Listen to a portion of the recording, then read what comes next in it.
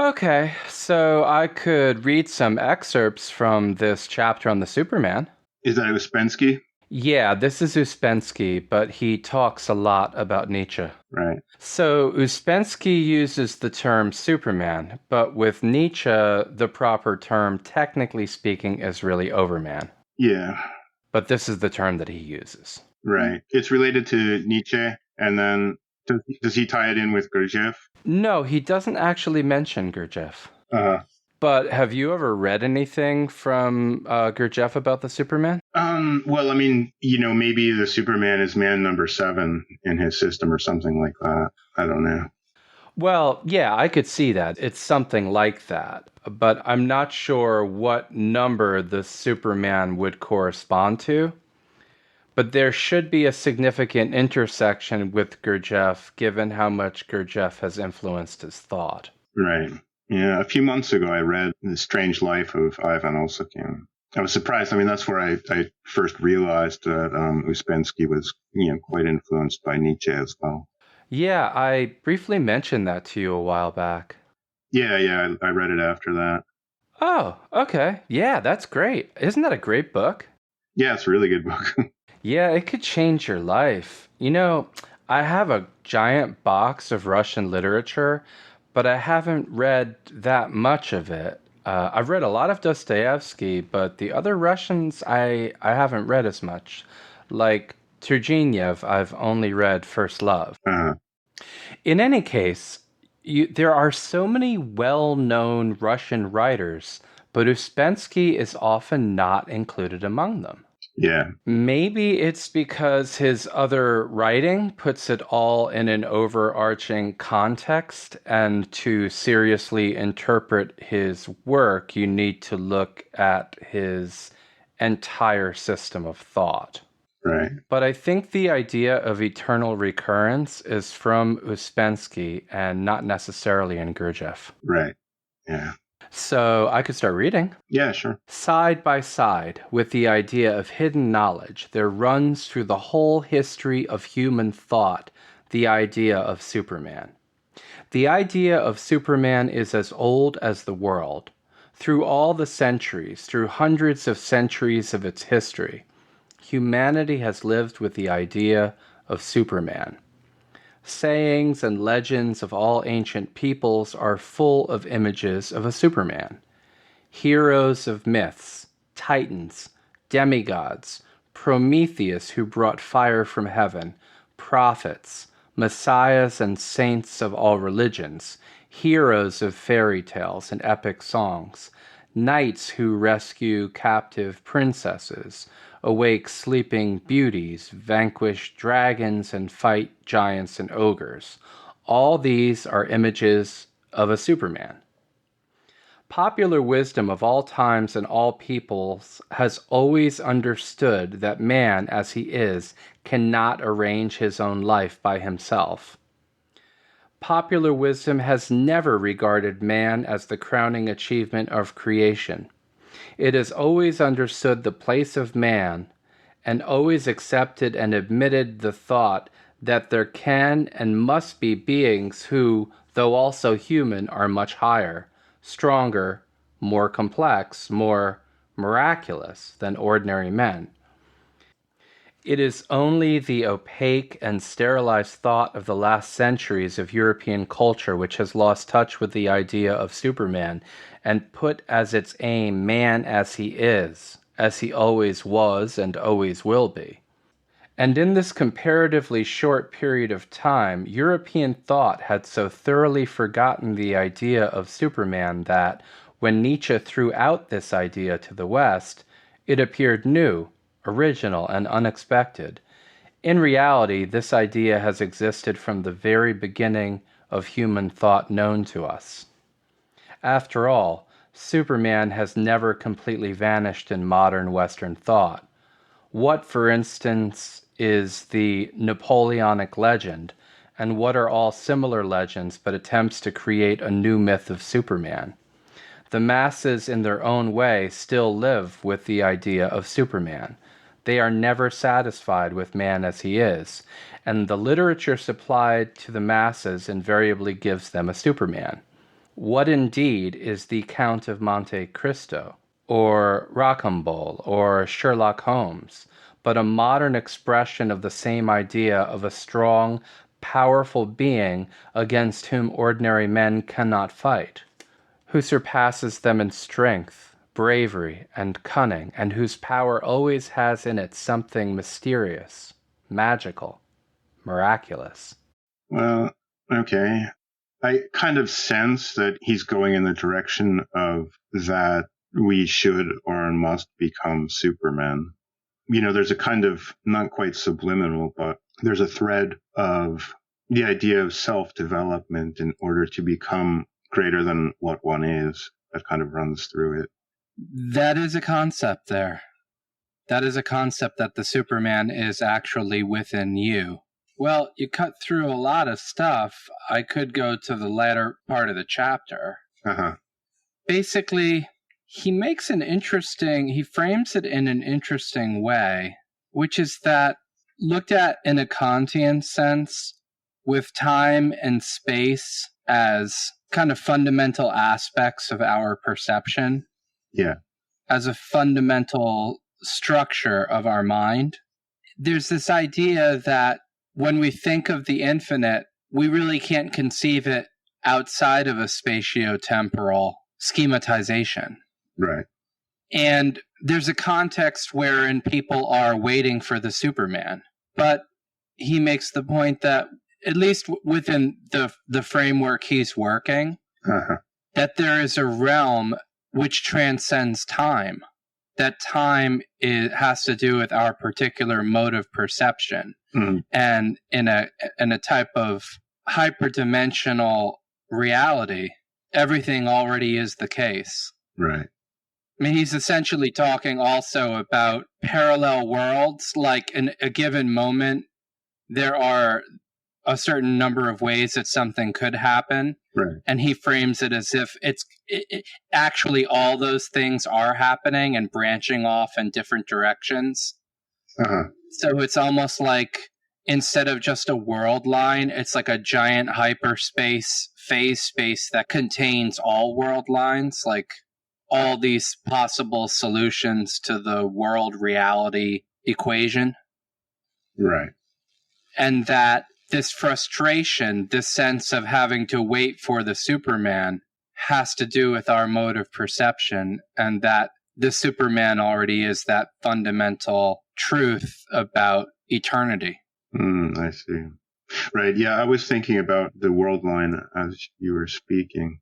It brings up a lot of ideas. One is with the idea of waiting for Superman. It almost feels like an East-West religious divide, like the idea of practices to seek your own salvation rather than faith or belief as the route to salvation.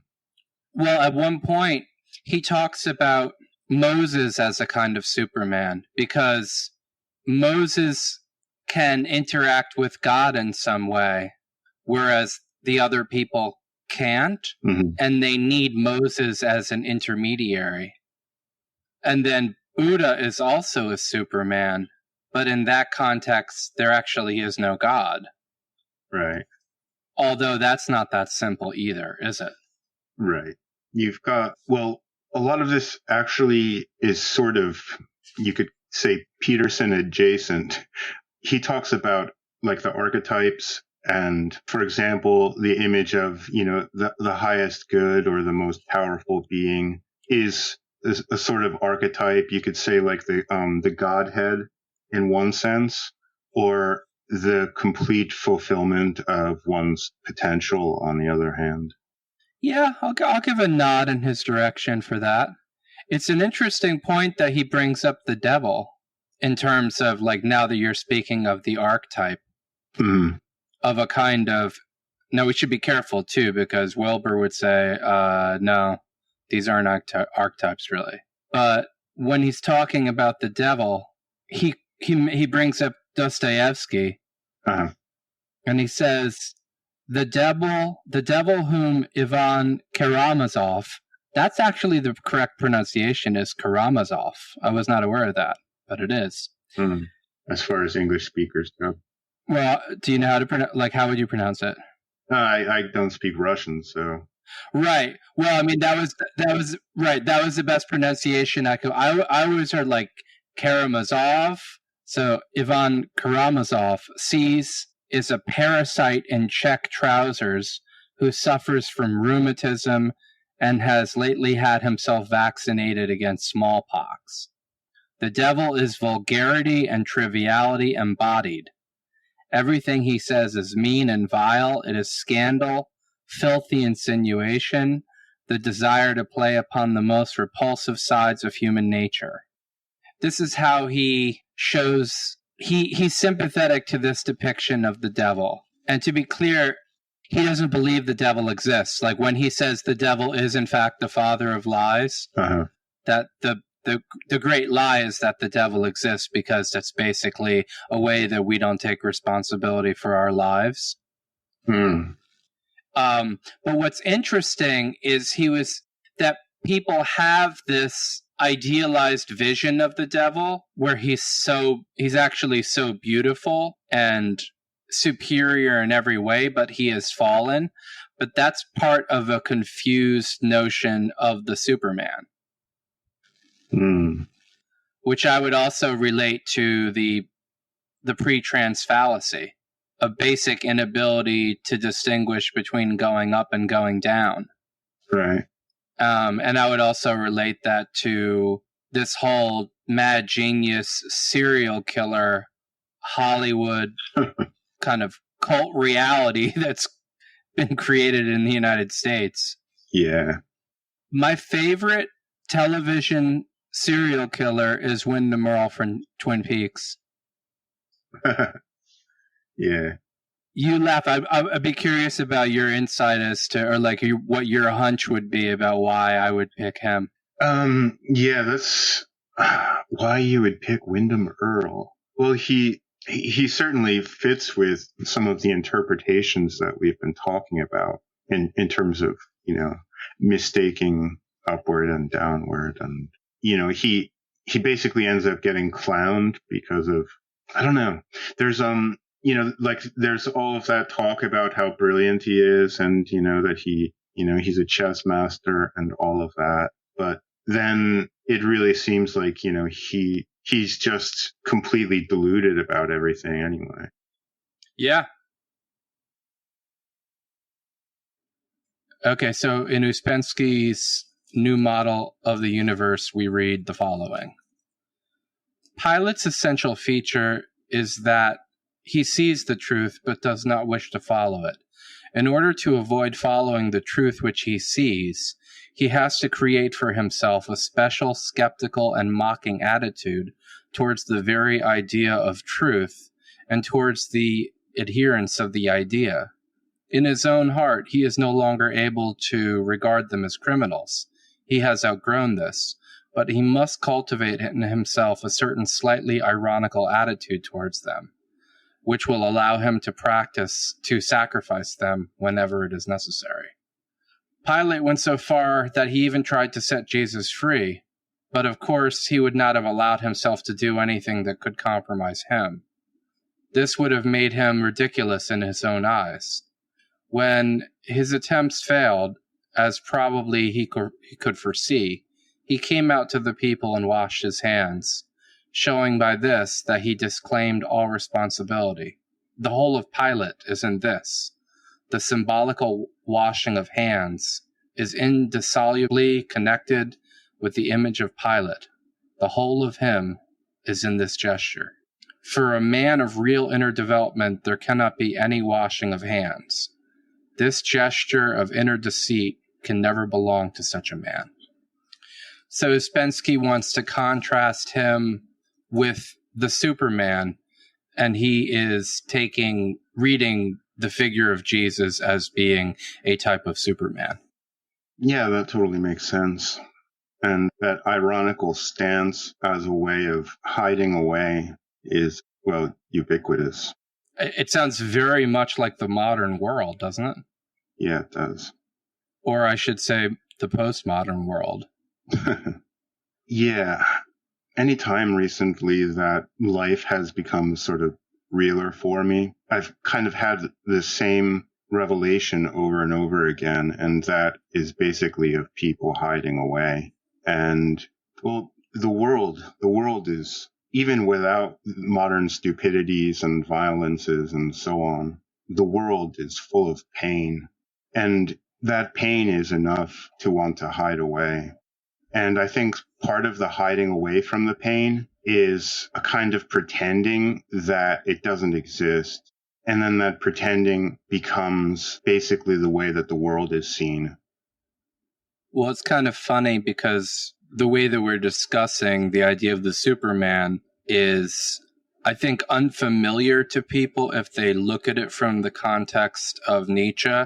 But then again, they don't really have a context for Nietzsche. Yeah. So it's very much like a game of telephone. Right. But a remark of Nietzsche's comes to my mind. I don't know where he said this, but basically that double pain is more bearable. Huh. And in some sense, you could say that's true, or one way you could read that as true is in terms of the fact that awakening is painful. Yeah. You know, earlier I read a line from the Bhagavad Gita where, when you feel the suffering of every living thing in your own heart, that is consciousness. Yeah. That being the case, our situation is structured such that people are likely to move away from consciousness. Yeah. And when you're talking about hiding, people are in a sense hiding from a cubbyhole in a smaller cubbyhole. Yeah. You know, and the thing is that in some sense, they're like, oh my God, like if I went out further, it might be even more horrible. Right. So it's almost like it's easier to torture yourself with a kind of navel-gazing pseudo-suffering. Yeah. And be snarky. Right. Yeah, that's pretty much the way that Trungpa described it. That basically the ego, if you want to use that word, is playing games, and some of those games are to create little pains that distract from the big pain. That reminds me of something Jung said too. It said something like every neurosis, everything that's playing out is kind of like, it's small in comparison to what is being avoided. Yeah. He also made the point that the shadow is like almost pure gold. Oh, right. Yeah. That goes into, what is it? Enantodromia, was it? Right. If the shadow is realized and sort of made friends with, instead of you allowing yourself to basically just fall unconsciously under its sway, then it turns into its opposite. And yeah, the opposite is like a source of creativity, a type of real gold. It's kind of funny. I had prepared this Jung quote because I thought that it might work with what we were talking about, and only like a few minutes in, we've really hit a spot where I think I could put this in here. It's slightly long, but I think it's worth it. Okay, go for it. The way of the soul in search of its lost father-like Sophia, seeking Bythos, leads to the water, to the dark mirror that reposes at its bottom. Whoever has elected for the state of spiritual poverty, the true heritage of Protestantism carried to its logical conclusion, goes the way of the soul that leads to the water. This water is no figure of speech, but a living symbol of the dark psyche. I can best illustrate this by a concrete example, one out of many. A Protestant theologian often dreamed the same dream. He stood on a mountain slope with a deep valley below, and in it a dark lake. He knew in the dream that something had always prevented him from approaching the lake. This time he resolved to go to the water. As he approached the shore, everything grew dark and uncanny, and a gust of wind suddenly rushed over the face of the water. He was seized by a panic fear and awoke. This dream shows us the natural symbolism. The dreamer descends into his own depth, and the way leads him to the mysterious water. And now there occurs the miracle of the pool of Bethesda. An angel comes down and touches the water, endowing it with healing power. In the dream it is the wind, the pneuma, which bloweth where it listeth. Man's descent to the water is needed in order to evoke the miracle of its coming to life. But the breath of the Spirit rushing over the dark water is uncanny, like everything whose cause we do not know, since it is not ourselves. It hints at an unseen presence, a noumen to which neither human expectations nor the machinations of the will have given life. It lives of itself, and a shudder runs through the man who thought that spirit was merely what he believes, what he makes himself, what is said in books, or what people talk about. But when it happens spontaneously, it is a spookish thing, and primitive fear seizes the naive mind. Sounds familiar. Reminds me of something Terence McKenna said about how when people are making art, they should have that same kind of, they should be, in a sense, trembling the same way before they do DMT or something. Or they're gonna like take some other hallucinogen. Right. I think it's interesting too that the person that had that dream was a Protestant theologian. We've talked about it before, how a kind of obvious hiding place is basically like right next to the thing. Right. Yeah, absolutely. Yeah, I feel like that's kind of inevitable. That, I mean, I've had that image in my mind of a body of water associated with enlightenment, and before the person gets to the water, right near the riverbank, they set up some sort of asinine carnival, and the guy just gets sucked into it. Right. And then he can talk all about the water. Right. Yeah. Yeah. He'll talk about the water. Yeah, it's interesting too. I mean, it's not entirely analogous, but even in the most general sense of resistance, a lot of people feel more inclined to listen to an Alan Watts clip on YouTube than actually meditate. Oh, absolutely. Like someone like like he's expecting his life to change listening to Alan Watts every day on YouTube. Right. I wrote a story many years ago about a wandering teacher. There was just this like episode of, one of the villages that he went to teach. And, he was basically, teaching self-transformation, but the village just saw him as a guy that told interesting stories, and they would be like, yeah, give us one more, tell another story. Yeah, that reminds me of when I was in linear algebra.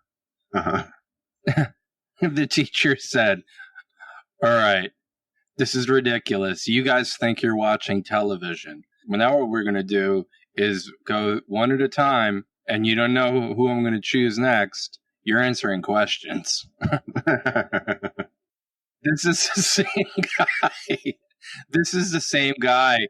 Like, there was an exam coming up, and he said, so, he made a list of topics. Like, this is what you're going to study, and you will study it, and you'll study it in depth. If not, you'll come in, and you'll have a religious experience. I've used that on my students, too. It sounds like a reason not to study, actually. Yeah, I know. It actually is. That's a good point. But yeah, there's that. Even think about going back to the Pontius Pilate image. It also just reminds me in general of the idea of a persona. Yeah. And a person kind of starving inside of the persona. Right. And how, for some people, education is a matter of maybe acquiring a different type of vocabulary, but not for the sake of trying to get clarity with respect to some deeper topics or some like further understanding, but essentially a type of a drape of verbiage. Right. Yeah, you definitely see that in undergraduate philosophy papers. And then, if they're speaking that way in their papers, you have to imagine that they're taking that on in their actual oral speech. It's pretty sad. And I've heard some people that like are considered really intelligent talk like that. And it's really off-putting because, I don't really think it has much to do with communicating. It seems to have more to do with appearing intelligent or sophisticated. And also there's a kind of groupthink to it. Yeah, I think that's kind of that's the more sinister aspect to me, because that, in a sense, becomes a substitute for higher discourse. Yeah. And when you create that substitute, if you have a lot of people who can't discern one from the other, then that's going to be put out there almost like flypaper. You know what I'm saying? Yeah, yeah. So you just that's where you put the lies in. And that's part of how I feel how part of how especially in the United States, they've set up, or I don't know, there is an antagonism between groups of people that is ultimately based on a bunch of cognitive smog. Right? But there's a large body of kind of pseudo-intellectual discourse that props that up. Yeah, yeah. And when people hear it, they're like, yeah, that's it. Right. From what we've been talking about, I've gotten the sense that Ouspensky's Superman is quite different from Nietzsche's Overman. Would you agree with that? Yes, in some respects, but not like I was saying before. I think that people don't fully understand Nietzsche in the first place. I mean, I'll say for my part, I don't fully understand Nietzsche. Yeah. But I think that there's a little bit of confusion in Nietzsche in general, where, well, I think maybe, like, for example, one aspect of Nietzsche's character that I think is problematic is his relationship with women. Right. And my understanding is actually Thus Spoke Zarathustra was actually written after a refusal of a marriage proposal. Yeah, I've heard that. So there's some negative. There are some aspects in Thus Spoke Zarathustra that can be interpreted as misogynistic. Yeah. And again, I don't like using that because everyone throws these terms around. Right. But in this case, it seems to be applicable, where that there's a little bit of a kind of weakness there that's confusing, and also just like this idea of master morality and slave morality, which I actually think is quite interesting. It's kind of a speculative evolutionary psychology take on morality that also, once again, I think people don't fully understand it. Right. Things are very secondhand, third-hand, game of telephone type of understanding, and inevitably people associate it with Hitler. Right. When he talked about a balance between the Apollonian and the Dionysian, he interpreted Rome as a civilization wherein at a certain point the Apollonian principle became too strong, it became too rigid, and India, where the Dionysian principle is too strong, and in some sense it was too dissolute and too easily conquered. Right.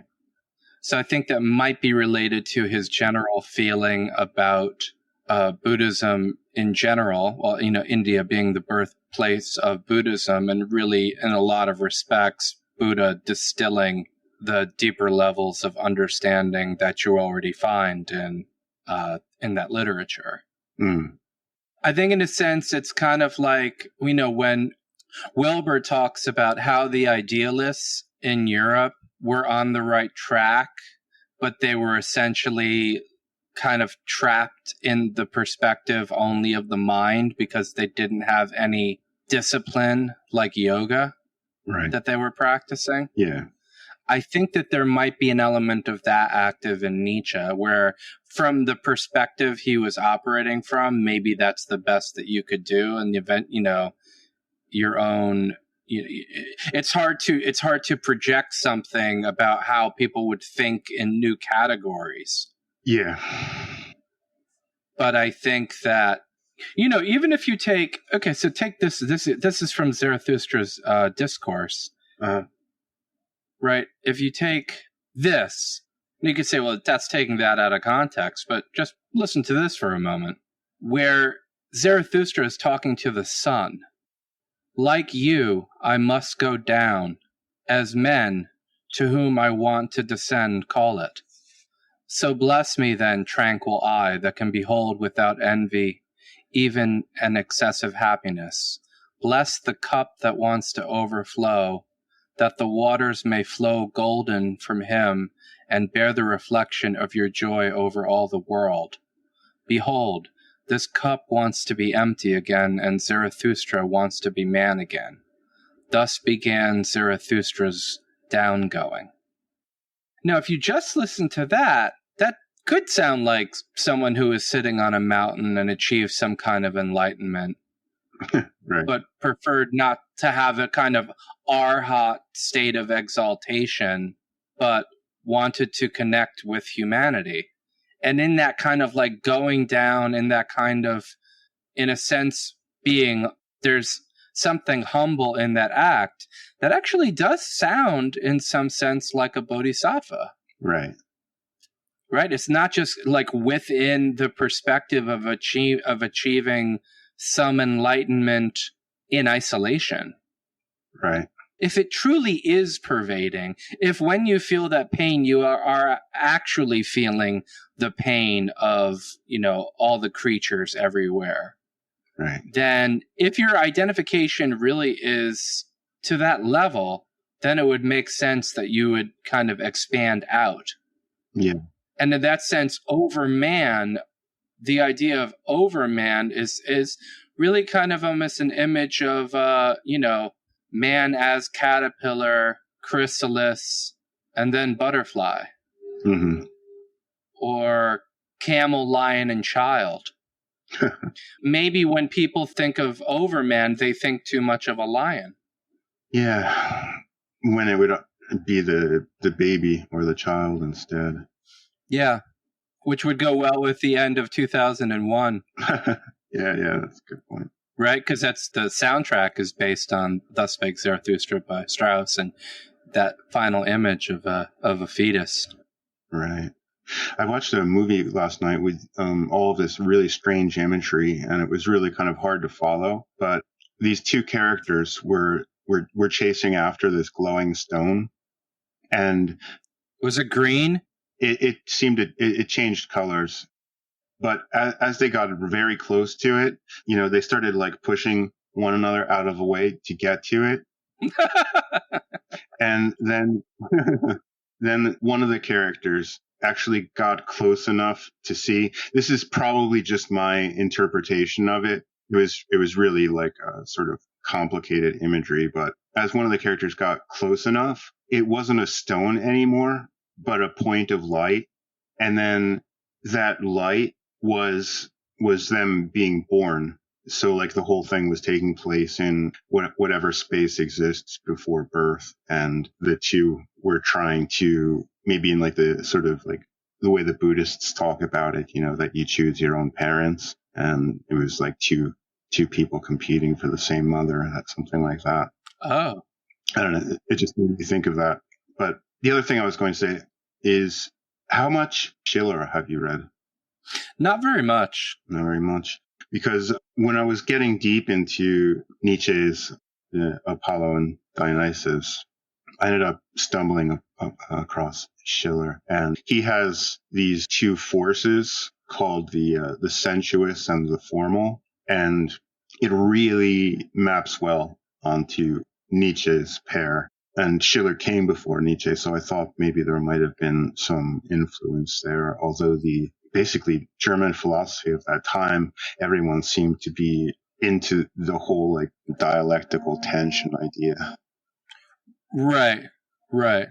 Well, if you're talking about that fundamental kind of dialectical tension, you could probably relate that to the id and the superego. I mean, there have been other thinkers who have noted the relationship between Freud and Nietzsche. So, but maybe this traces back to Schiller. Yeah, I'll have to look into Schiller. Yeah, he's interesting.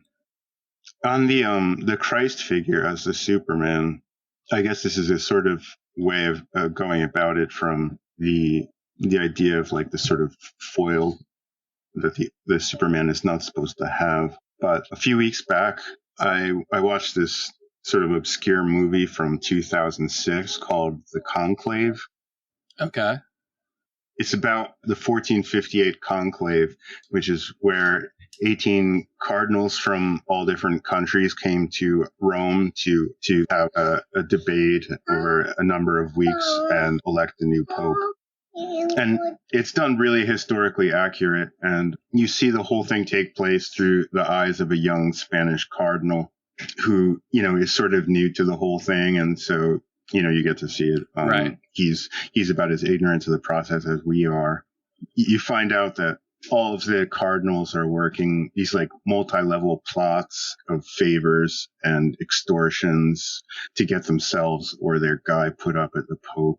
There's these country rivalries and rival families and political intrigues playing out. And all the meetings and stuff take place in this dark crypt-like palace. Think about like Jesus as the Superman. Here, it's like 1458, and, the whole thing has turned into Game of Thrones. Yeah, it reminds me of those tunnels that are sometimes found, where the monks would go to meet with the nuns and have sex and, the illegitimate children. Yeah, it's interesting. But if you get into Ouspensky's thoughts on esoteric Christianity, the idea, he's basically saying that idea is already implicit in the gospel, that would happen. All right, let me see if I could actually find the passage, because I was actually reading about that today. No, so keep in mind the idea of the Overman, or the Superman, the way that Ouspensky was talking about it, is not some future reality, but taking a somewhat Kantian perspective, but ultimately deeper than Kant, of the way in which time and space, that whole schematization is rooted in us, and that there's a larger framework wherein that already is the case. You brought up Adida. Adida is always saying, like, Enlightenment already is the case. Right. That the idea of the apostles, the disciples, actually seeing the kingdom, I think he said something like, before the passing of this generation, you'll see the kingdom. Mm-hmm. That wasn't actually a prediction of an actual shift on the earth in the sense of the kingdom of heaven being created on the earth, or like set up as a government, which is how, for example, Jehovah's Witnesses read the Bible, and they say that there will be, with the second coming, certain elect people will be brought to heaven, and they'll actually be governing the paradise on earth from heaven. But rather that they would reach a type of enlightenment. They would see the kingdom in the sense that nirvana pervades samsara. Right. So the idea of it being corrupted over time and kind of like not going as planned it's a little different if you read it like that. Right. And then let me see if I can find the actual passage.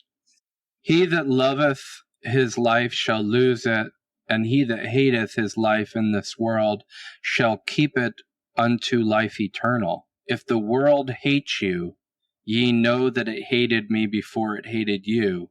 If ye were of the world would love his own. But because ye are not of the world, but I have chosen you out of the world, therefore the world hateth you. Remember the word that I said unto you. The servant is not greater than his Lord. If they have persecuted me, they will also persecute you. They shall put you out of the synagogues, yea, the time cometh, that whosoever killeth you will think that he doeth God's service. These passages very definitely emphasize the inaccessibility of esoteric ideas for the majority, for the crowd.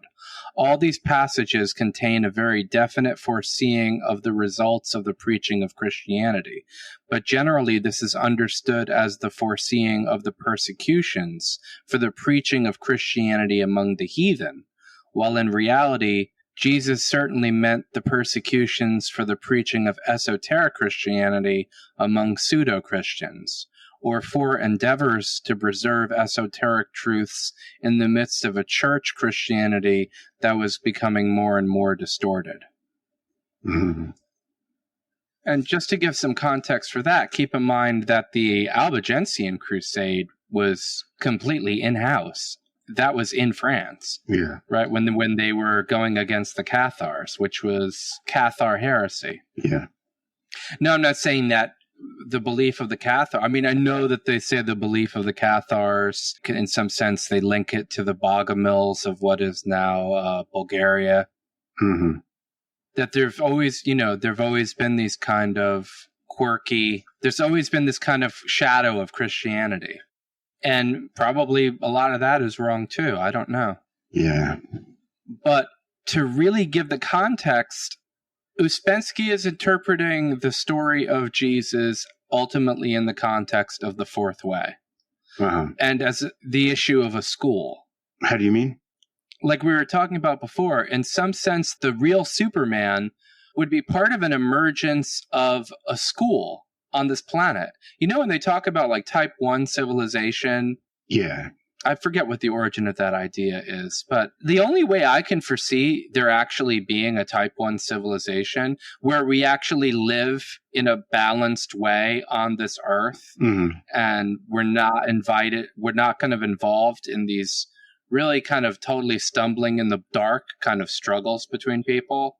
You know, the poet talking about where ignorant armies clash at night, that is largely our situation. Yeah. And so this is one of the only ways that I can foresee that is in some kind of system of there being a school on this planet. Yeah. Something like a fourth way school. Right. Sounds like a good idea. And you know, even in the Jewish tradition, they talk about, I haven't gotten that deep into it, but I learned this, you know, when I was living in Brooklyn. They talk about every generation there's a chance for the Moshiach to come. And they say people should act as if the Moshiach has already come. So there's a kind of notion of bringing it to fruition, of co-constructivism, of co-creation, of, you know, making straight the path for the Lord or what have you. Yeah. And so, I mean, there are a lot of contradictions. There's a lot of confusion, but, you know, we don't think correctly. Right. I mean, you know, you've done a lot of forensics research. You know, you've done a lot of forensics research. I remember you told me some story about, like, you know, after some guy killed his wife, he kissed her on the mouth. Very conflicted. They're very confused. Yeah. And so, to me, it all points to a kind of overworld. So, like, Overman, in a sense, is a representative of an overworld. Yeah. And not overworld in some sense of again, subjugating, you know, everybody gets subjugated. You know, like, just take human beings' relationship to animals. In a sense, if we are the mightiest creature on this planet. Yeah. But in the vision of, you know, they always make the joke about sexually inadequate safari hunters. Right. You know, it's kind of a hunch people have. It's probably not always applicable, but they have that general sense that there's something wrong with these people. Right. And the same in the conception of Overman as being, in any sense, a subjugator, or in any sense freed from his conscience in the ways that actually matter. Yeah. On that point, one other case example came up in my forensic research that is relevant there. Go ahead. A man killed his wife. He said that he wasn't able to please her sexually, and So basically, like, it was a kind of inadequacy issue, caused him to kill her. And they asked him what her experience of, the sex was like, what she said about him not being able to please her. And he said, well, she never really said it, but you could tell it was true. Was this guy's name Fred Madison?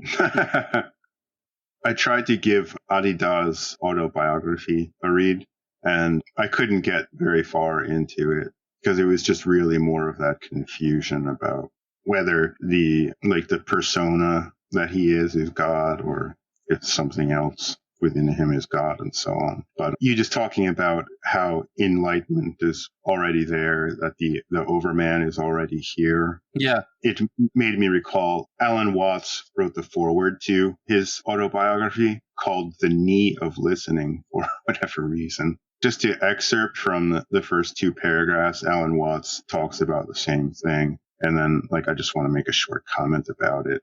He wrote, what Adida writes, which most people seem quite reluctant to understand, is this point with which Krishnamurti and the ancient Chinese Zen masters also agree, that there is no progressive method by which the liberated and awakened state, moksha, can be attained. Striving after this blocks the understanding that it is already present.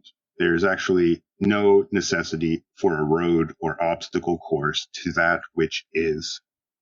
And, well, I mean, we're getting at something that I think is true, but at the same time, I do want to mention that I think that Alan Watts didn't really know what he was talking about, and that he was kind of hiding in plain sight in this whole Eastern spiritual sort of thing. He could talk about it so well, but he didn't actually feel the spookish thing itself. And it was a business. Yeah, it was a bit right. I mean, that's just like, this guy was making a lot of money on it. And the thing is that, and he was also getting a lot of sex out of it. Yeah. I mean, Carl Sagan said, talked about how many books there are. And what he was saying is the trick is to, figure out how to read the right books. And I'm almost ashamed to say it now, but I read the entire Knee of Listening.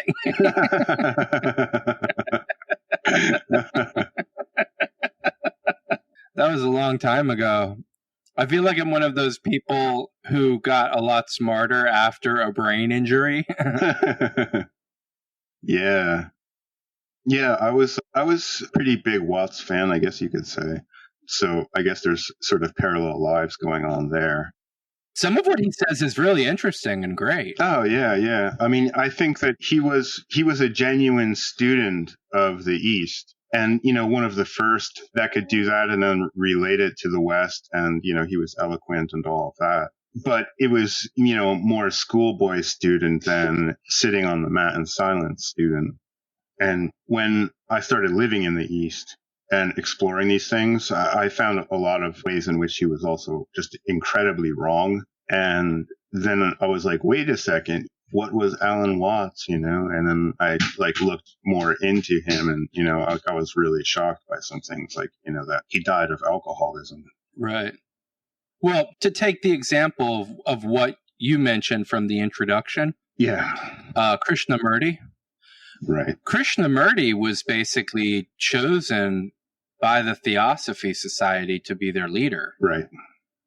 And if you look into the dissolution of the Order of the Star, that was basically Krishnamurti saying, I am not your leader. Right. So when Krishnamurti was rejecting the idea of the spiritual path as a form of dissociation away from actually facing reality, and not just being caught up in another invention of the mind, he basically said leaders exploit their followers, but followers also exploit their leaders. Yeah. And that, they in some sense were using him as a shield. The conversation will pick up from here in the next episode.